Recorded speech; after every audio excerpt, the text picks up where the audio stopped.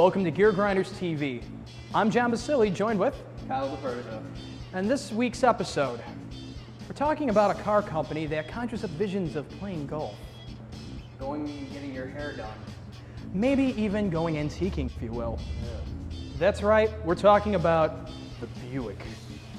And the thing that's interesting about Buick for us is the newer generation will always remember Buick as being the vehicle of choice for Tiger Woods or Shaquille O'Neal. But in the 80s, it was something a little different. It was something to be feared. Yeah, and that kind of took me by surprise. I mean, Buick Pierce, it doesn't add up to me at all. But you know, we wanted to prove Kyle wrong and so many other people and help them to remember a beautiful car called the Grand National. Grand National. What does it mean to some? Well, back in the 80s, this meant a lot to some people. Me especially, being a child of the 80s. I mean, this is more than just your average Buick Regal. This is something of prestige. When you said that you had a GN, that said something.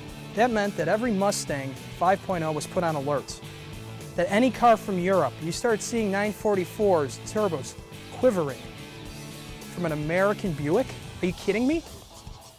The Buick has always had the stigma of being an old person's car, a luxury vehicle, taking up parking spots at the spa or at the golf club for the elderly, or being that vehicle in front of you when you're trying to whiz around them at 80 miles an hour that's doing 40. But the Grand National changed all that for a moment. And I can honestly say that never since the 80s has there been a more iconic vehicle that really elevated a brand to a whole nother level than the Buick Grand National. But we're here in Oak Park to not talk about just Buick Grand Nationals in general, even though the 1987 Grand National was certainly no slouch. We're here to talk about Clarence's Grand National. Hey Clarence! This is like being in front of Bruce Springsteen for me, front row, screaming, and he just threw his sweaty shirt on me. Okay, listen, Bruce, if you're watching, don't take it personal, man. I'm just saying that the Grand National was my heartthrob as a child, that this is being in the presence of a legend. Well, actually two legends, because you helped build this bad boy up. So you took a stock Grand National and took it to the next level. What exactly have you done to this guy? I decided that I wanted a road racing car because that was my background. There were people that said it's Grand Nationals only for the drag strip to go in a straight line, and I said, yeah, so how come it can't go around corners? So I put the correct springs, the correct shocks, the correct wheels and tires. Then I went out and had some fun with the Porsche Club. So how many miles would you say that the current engine has on it right now? This current motor has about 30,000 miles on it. Okay. The car chassis itself has close to 300,000 miles on it. So why the Grand National? I mean, at that time, we had the 5.0s coming out. You even had the McLaren Mustangs that were coming out towards the end of the 80s, too, that were a big thing. Now, is this an actual GNX? No. Grand National? It's just a regular Grand National? No. As you see on the front fender, it still says Grand National. I just wanted the black wheels a la X. That's just what I wanted. A friend of mine in the old house we used to live at here did a burnout. I was playing basketball with my son. The front of my garage was up in smoke. And when the smoke cleared and there was this black car, I said, I gotta have one of those. So my friend, his father sold Buicks here in Oak Park. I went and bought one March of '88, and I've had this car ever since. Well, she's certainly stunning with over 300,000 miles on it. It's very hard for me to believe. I mean, even the interior is in very good shape overall. So what you're saying to me is that you're not just some car aficionado that saw a beautiful black car and said, I had to have it. You're somebody that knew what you were buying and knew what you saw the potential. No, I saw it because it was black. The thing with the Buicks, the nickname is bad to the bone. I wanted it because it was black.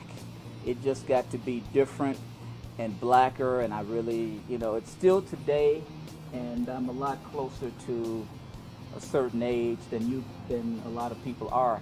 I still drive this car like it's meant to be, fast. What, can we take a look under the hood? Absolutely. So this is the almighty 3.8 turbo. Yes. Now, clearly, this is not the way it left the factory, so why don't you tell me what you've done to make it yours, Clarence? Well, from the factory, the air filter is enclosed in a canister, and there is a front mount. The intercooler, which cools the turbo, is in front of, literally in front of the engine. But I have an upgrade that the intercooler is through the grill. Everybody with the Buicks puts the intercooler for better efficiency, and then they put this big 4-core aluminum radiator to keep it cool. Heat is a turbo car's worst enemy, so the big issue is to keep these things cool. That's the whole issue with the turbo car. This one has, this is a stock 3.8 sequential fired fuel injected motor. However, it does have some upgrades. It's got forged pistons. It has a what they call a girdle, just like what a lady would wear back in the day, so that the bottom end doesn't come apart when you boost it up and you're standing on it very hard. With race gas, 110 octane race gas, I can have an adjustable boost inside. I can run 20 to 22 pounds of PSI boost, and the motor will stay together.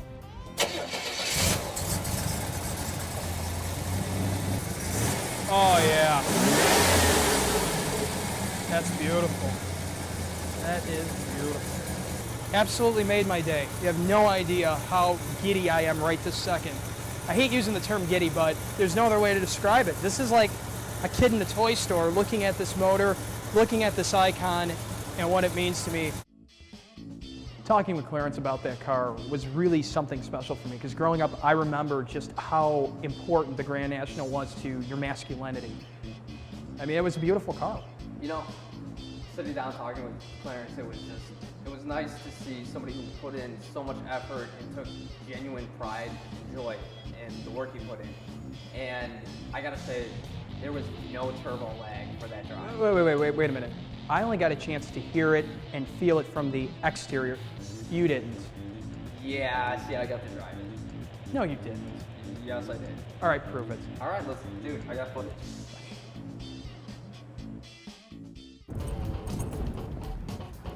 I'm so happy I'm gonna be able to drive this beautiful, muscular, black beast.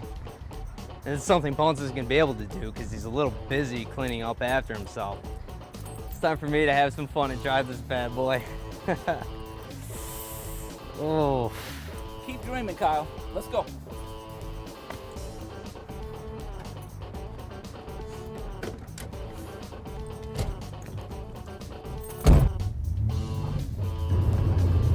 This thing's got a little pickup to it. Yes, it does. This is what the Buicks are all about. What makes it even better is this is a driver car. This isn't one that sits in the garage and never gets touched. I honestly drive it less now because I've got 2 other cars, you know, to play with. But when I bring this out, I'm ready to rock and roll. Yeah. Now, when was the last time you took this out and like to a drag strip or anything? About 5 years. Back then, it was running 1180s at 119 mile an hour. So it's comes out of the hole kind of slow. Yeah. And then it goes fast. It kind of takes a little bit. It's like a diesel engine. It takes a little bit to warm up once you get it. Love this thing. Oh man, this is just a great vehicle.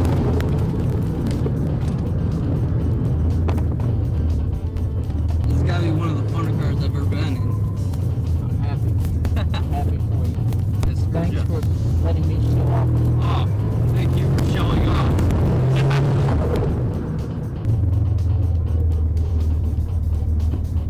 Well, I gotta say, that was probably the funner drives I've ever been on. The pure power of this car is just outstanding. The looks are a little deceiving, but this thing has got so much power behind it. I love it. Clarence, thank you once again for letting me It's been a blast. sit in. Thanks for on this coming to Road ride. Park, having some fun. Oh yeah, my pleasure. All right. Anytime. Come back again. All right. I cannot believe it. Okay, you didn't get a chance to drive it, but you got to ride in it. I did get to ride in it, and it's better than nothing. It's more than you got. It's definitely more than I got, but I got to ask you. You were telling me that there was absolutely no turbo lag, and it looked completely apparent by the way you were being thrown back into the seat. Oh yeah, no, that thing had absolutely no lag in it. Clearly, we're going to show this picture of Kyle with his face basically being pried off the back of the seat after the drive. It was that amazing. Yeah, no, I have never seen you with a perpetual smile like that before. No, well, you don't make me happy. Well, clearly I don't, but that car really did something for you. Oh yeah, no, that was probably the most enjoyable ride I've ever been on. All right, now I'm going to play a game with you. Let's picture this. We're 2013, right? Okay. Buick Grand National comes back onto the market. What do you think? Honestly, I'm a little terrified just because of the way companies have been bringing back the muscle cars, and it's like I haven't been that impressed. So I would actually be extremely terrified. That may be scary, but I know a man who knows no fear whatsoever, and I'd love to bring him into this discussion. Everyone from Hersey's Hot Hints, it's Hersey Mallory, everybody. Hey, thanks for joining us, man. Thank you so much. All right, so we're mid-discussion about the Buick Grand National.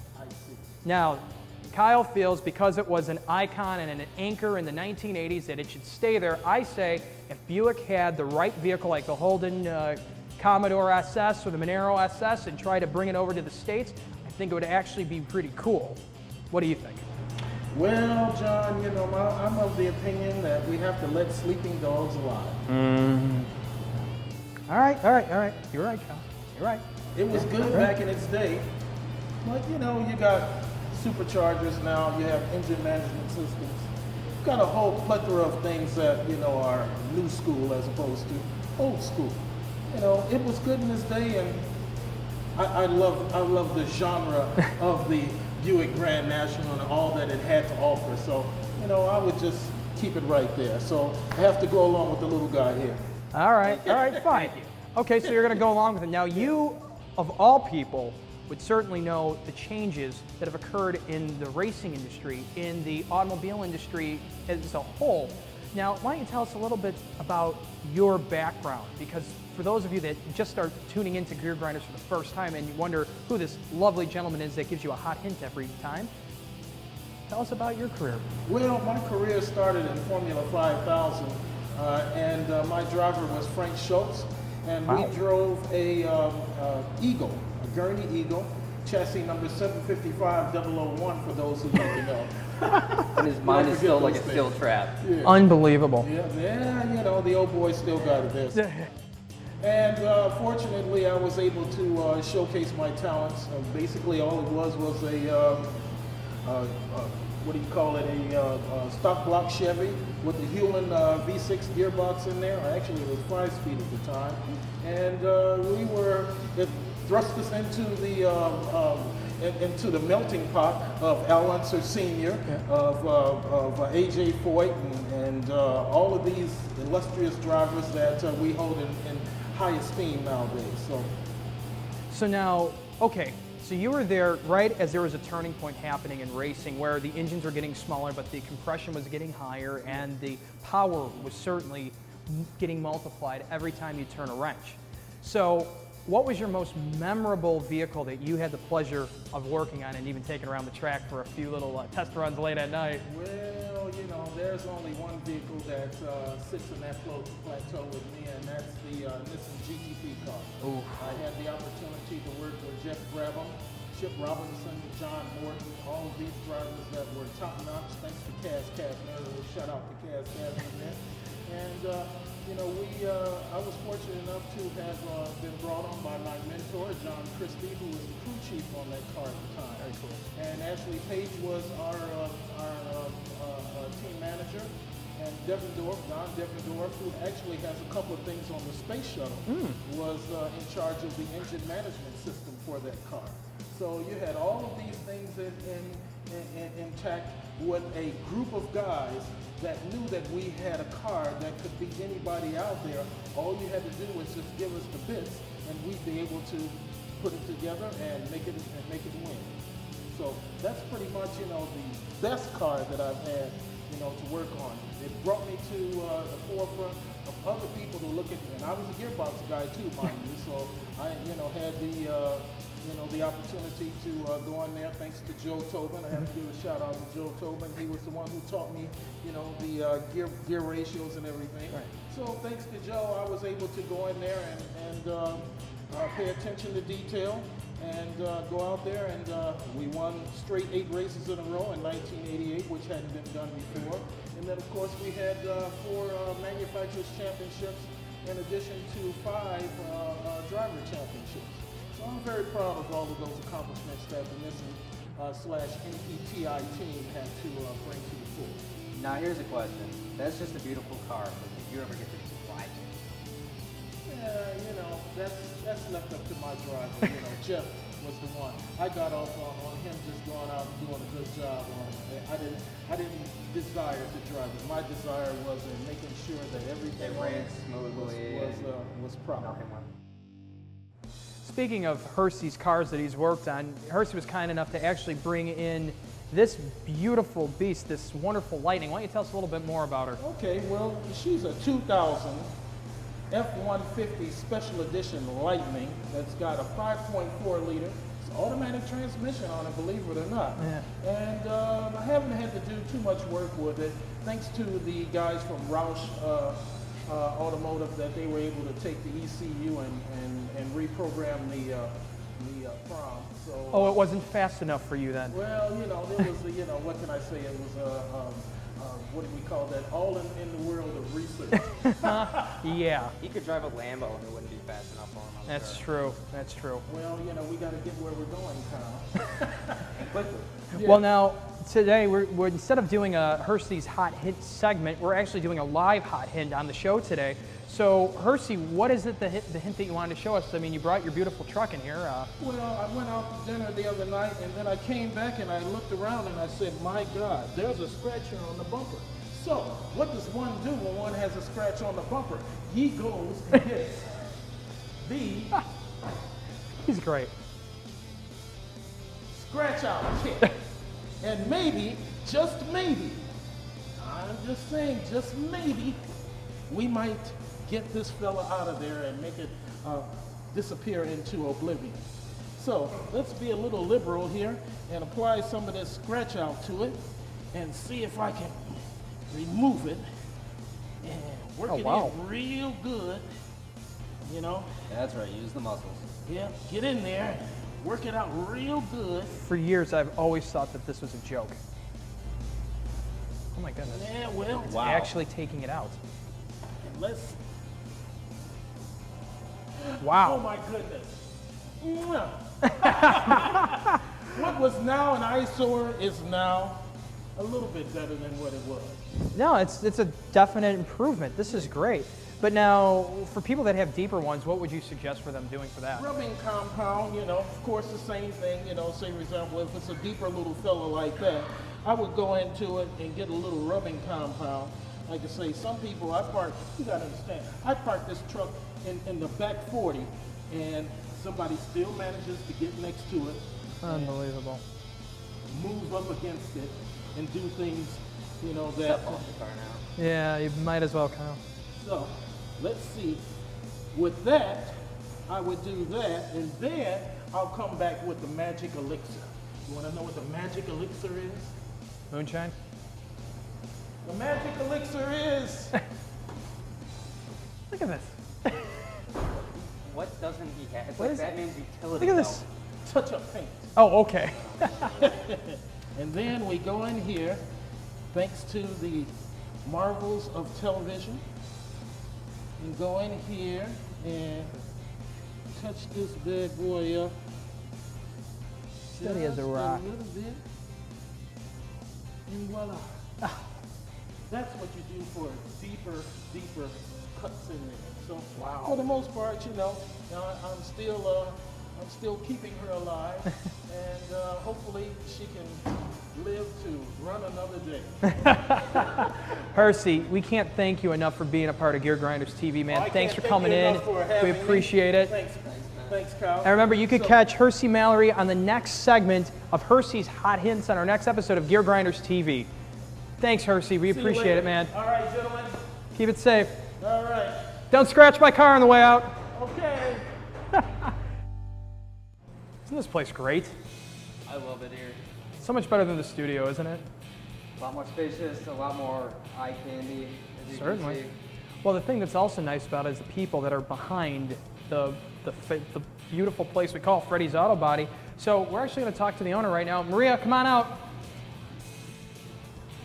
My love. Thank you. Thank you. My Thank pleasure. you. It's my pleasure. So why don't you tell us a little bit about how you got into the auto repair business exactly?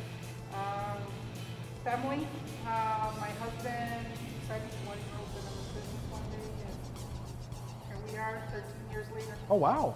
That's 13 great. years, wow. Definitely a great location, too. And it looks like... We like it. Yeah. About 35,000 cars pass through here every day. Wow. Unbelievable. Now, I know you have a few dealerships that you're affiliated with, so I know you're getting stuff from there too. But I want to know, what was one of the neatest, coolest cars that you ever had come in here?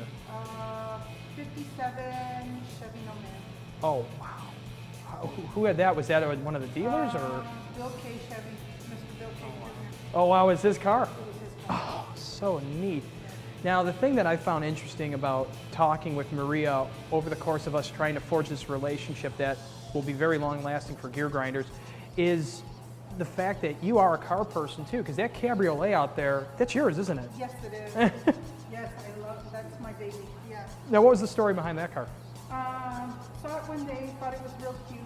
Usually girls, that's what they like. Convertible. What did I tell you? Okay. What did I Okay. tell you? She described the car as huge.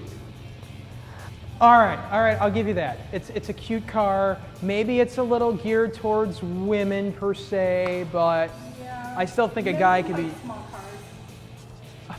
And he had a smart car, so that's what makes it even better. You know, you learn something new every day on Gear Grinders, don't you?